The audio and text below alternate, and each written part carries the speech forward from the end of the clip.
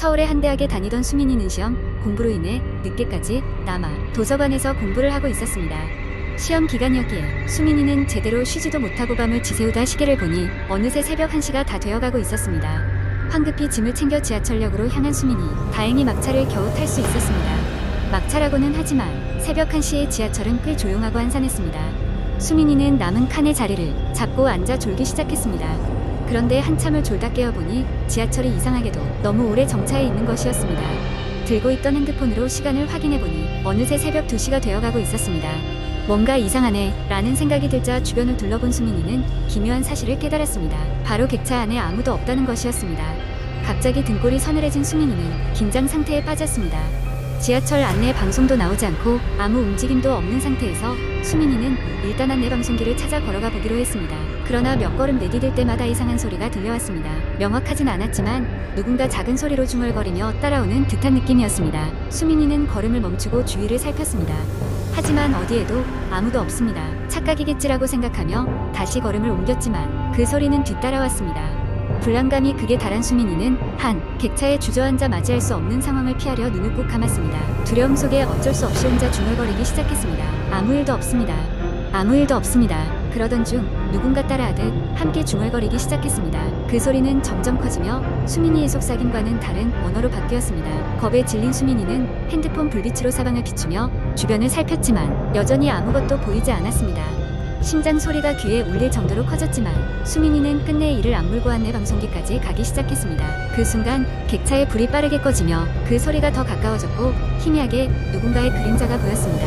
한순간의 선택이었지만 수민이는 즉시 범퍼를 잡고 안전벨트 쪽으로 몸을 피했습니다. 그리고 그저 울기만 했습니다. 몇 분 뒤 불빛이 다시 켜졌고 진동을 느끼며 지하철이 다시 움직이기 시작했습니다. 그제야 수민이는 정신을 차리고 안전하게 첫 번째 역에서 내릴 수 있었습니다. 다음날 수민이는 그 일을 이야기하고자 대학 동기에게 말하려 했지만 지하철 막차를 타고 가던 도중 이상한 일을 겪었다고 말하자 동기는 수민이를 진지하게 바라보았습니다. 그리고는 말했습니다. 너도 본 거야. 몇 년 전부터 그런 소문이 있었어. 새벽 1시 넘어서 애매하게 탑승하면 그 열차는 낯선 세계를 지나간다는. 그 후로 수민이는 밤늦게 지하철을 타지 않기로 결심했습니다. 지나가는 시간이라고 믿었던 그 순간이 그저 악몽으로 남기를 바라며. 두 번째 이야기. 어느 날 밤 나는 늦게까지 회사에서 일을 하고 집으로 돌아가는 길이었다. 평소처럼 지하철을 타고 귀가하던 중 역에서 내린 순간 문득 등 뒤에서 차가운 시선이 느껴졌다. 고개를 돌려보았을 때 여가는 이미 거의 비어있었고 주변에는 아무도 없었다. 단지 나와 몇 발자국 앞서 걸어가는 늙은 여자가 전부였다. 괜한 신경이겠거니 하고 무시하려 했지만 등골을 타고 흐르는 오싹함은 쉽게 가시지 않았다. 나는 서둘러 발을 옮기며 계단을 올라갔고 출구에 거의 다다라서야 뒤를 돌아보았다. 그때 아까 그 늙은 여자가 지하철 안쪽에서 나를 바라보고 있는 것을 보았다. 희미한 조명의 탓인지 그 여자의 눈빛은 섬뜩했고 문득 소름이 돋았다. 밖으로 나와 바람을 쐬자 조금 안심이 되었다. 빠르게 집으로 향하며 그 일을 잊으려 했지만 계속 뒤통수가 간질거리는 느낌은 좀처럼 사라지지 않았다. 그러다 골목길에 접어들었을 때였다. 멀리 어둠 속에서 누군가 천천히 걸어오는 소리가 들려왔다. 걸음 속도는 일정했고 뭔가 이상한 기분이 들었다. 순간 옆을 바라보니 거리 건너편 나무 아래 서 있는 그 늙은 여자가 보였다. 불안함이 다시 엄습해왔다. 주위를 둘러봤지만 다른 사람은 없었다. 순간 두려움이 밀려오면서 나는 달리기 시작했다. 귀가의 마지막 단계인 낡은 아파트 복도를 전속력으로 내달렸다. 올라가는 계단 소리가 유난히 크게 들렸다. 간신히 집 앞에 도착해서 문을 열고 들어갔다. 안으로 들어서자 그제야 조금 숨을 돌릴 수 있었다. 하지만 마음이 놓이기엔 일렀다. 문을 단단히 잠그고 집안의 불을 모두 켜고 나서야 조금 안심할 수 있었다. 하지만 아무리 생각해도 그 늙은 여자가 계속 마음에 걸렸다. 그러다 문득 생각이 나서 창문을 열고 밖을 보았다. 아파트 밖은 깜깜했고 사람의 그림자조차 보이지 않았다. 그러나 바로 그때였다. 이마에 닿는 차가운 식은땀을 무시하고 눈을 크게 떴다. 아파트 정문 앞 가로등 불빛 아래 그 여자가 서 있는 것이 아닌가. 밤바람이 그녀의 머리카락을 휘날리고 있었다. 그녀는 고개를 들어 나를 바로 쳐다보았다. 어쩐지 그 시선엔 어느새 익숙해진 차가움이 있었다. 문득 나도 모르게 뒤로 물러서자 그제야 불현듯 그녀가 미소를 지었다. 공포에 질려 창문을 닫고 말았다. 잠시 후 벨이 울렸다. 긴장한 채로 받아들인 인터폰 너머로 들려온 것은 뜻밖에도 경찰이었다. 무슨 일인지 묻자 그들은 나에게 무언가 확인할 것이 있다며 직접 문을 열어달라고 했다. 조금 안심이 되어 문을 열어주었고 경찰 2명이 들어왔다. 그들은 최근 이 주변에서 발생한 사건에 대해 알고 있느냐고 물었다. 나는 모르겠다고 답했다. 그제서야 경찰들이 본론으로 들어갔다. 그들은 근처에서 살해 사건이 발생했는데 용의자를 추적하던 중 내 건물로 들어가는 것을 목격했고 조사 중이라고 했다. 그 순간 아까 보았던 그 늙은 여자가 떠올랐다. 용기 내서 그 여자에 대해 이야기했을 때 경찰의 얼굴은 순간 굳어졌다. 그들은 내가 설명한 인상이 혹시 닮은 사람 없냐고 물었다. 나는 그 여자가 평범한 할머니와는 달랐다고, 특히 그 눈빛이 무서웠다고 말했다. 그러자 경찰 한 명이 부드럽게 말했다.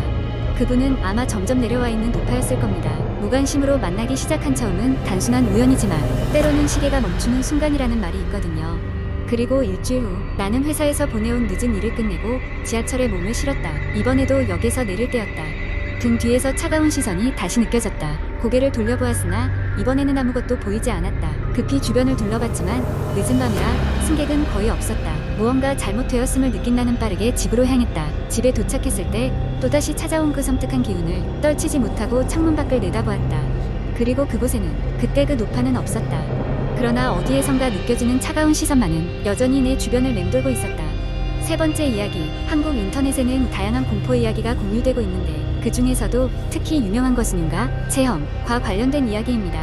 어느 여름밤 대학생 동아리 친구들은 방학을 맞아 특별한 추억을 만들고자 여행을 계획하게 되었습니다. 그들은 수없이 많은 이야기로만 들어왔던 유명한 융가, 체험을 해보기로 결정했습니다. 이들이 찾은 곳은 오래전 큰 화재가 발생해 집주인 가족이 모두 죽고 난 후 방치된 채 오랫동안 버려져 있던 산속의 한 폐가였습니다. 해가 뉘엿뉘엿 넘어가던 시간에 조심스럽게 그 집에 도착한 친구들은 몰려드는 스릴에 흥분을 감추지 못했습니다. 어둠이 깔리면서 그곳에 도착한 그들은 집의 낡고 해진 입구를 통과했습니다. 그때부터 이상한 기운이 감돌았지만 누구도 겁쟁이라는 말을 듣기 싫어 아무 말 없이 집안을 탐색하기 시작했습니다. 곳곳에 어지럽게 널려있는 생활 도구들과 거미줄로 가득 찬 방들을 지나며 그들은 마치 사람들이 그날의 일을 남겨둔 채 갑자기 사라진 듯한 느낌을 받았습니다. 친구들 중 하나인 재영은 호기심에 이끌려 지하실로 이어지는 문을 발견하고 그곳으로 내려가 보자고 제안했습니다. 다른 친구들은 선뜻 나서기를 주저했지만 결국 호기심이 이긴 그들은 모두 재영을 따라 지하로 내려갔습니다. 지하실은 음침하고 습기가 가득한 곳이었습니다. 막상 그곳에 내려가니 재영은 한쪽 구석에서 오래된 일기장을 발견했습니다. 일기장을 펼쳐본 그들은 그 집에서 살았던 소녀의 글을 읽게 되었습니다. 처음엔 평범한 일상이 담긴 글이었으나 페이지를 넘길수록 점차 이상한 내용이 이어졌습니다. 소녀는 어느 날부턴가 가족들이 자신을 알아보지 못하고 이상한 속삭임이 밤마다 들려온다고 적어놓았습니다. 이 끔찍한 사실에 모두가 소름을 느끼고 있는 찰나 갑자기 저 멀리서 문이 삐걱이는 소리가 들려왔습니다. 급히 소리가 난 곳을 향해 플래시를 비추어 보았지만 아무것도 보이지 않았습니다. 그 순간 누군가 창 밖에서 집안일을 하고 있는 것이 얼핏 보였습니다. 모두가 패닉에 빠져 소리를 지르고 집 밖으로 뛰쳐나왔습니다. 밖으로 나와 가파른 언덕길을 내려오던 그들은 도시로 돌아와서야 비로소 안도의 한숨을 쉬었습니다. 그러나 그날 밤 재영은 잠을 이루지 못했습니다. 자꾸만 그 집에서 소년인지 소녀인지 분간되지 않는 형체가 손을 흔들며 자신을 초대하는 꿈을 꾼 것입니다. 몇 주가 지나도록 친구들은 그날의 경험을 입 밖에 내지 않았지만 재영은 점차 이상한 일들을 겪기 시작했습니다. 집안 구석구석에서 귀에 익지 않은 속삭임이 들려오고 전혀 기억나지 않는 낯선 길을 헤매고 있는 자신의 모습이 꿈에 자주 나타났습니다. 결국 재영은 혼자서 그 흉가를 다시 방문하려는 계획을 하게 되었습니다. 무엇이든 이 괴이한 경험을 끝내고 싶은 마음에서였습니다. 친구들을 모른 척하고 홀로 흉가로 돌아간 재영은 이내 그곳의 지하실로 다시 향했습니다. 그의 손에는 전에 가져왔던 그 일기장이 들려 있었습니다. 그는 마지막 페이지를 펼쳤고 거기에는 돌아오지 말아라는 낡고 흉측한 글씨가 새겨져 있었습니다. 그리고 그 순간 지하실에는 갑자기 감당할 수 없이 차가운 기운이 퍼졌고 문이 스르륵 닫히는 소리가 들렸습니다. 재영의 실종은 그로부터 이틀 후에야 친구들에 의해 발견되었고 그를 찾기 위한 수색이 시작되었습니다. 하지만 그가 그곳에서 마지막으로 남긴 것은 찢어진 일기장의 마지막 페이지뿐이었습니다. 이후로도 그 땅을 지나가던 사람들은 밤이 되면 울부짖는 소리가 들려온다는 소문이 퍼져나갔고 그 누구도 다시는 그곳으로 발길을 돌리지 않았다고 합니다.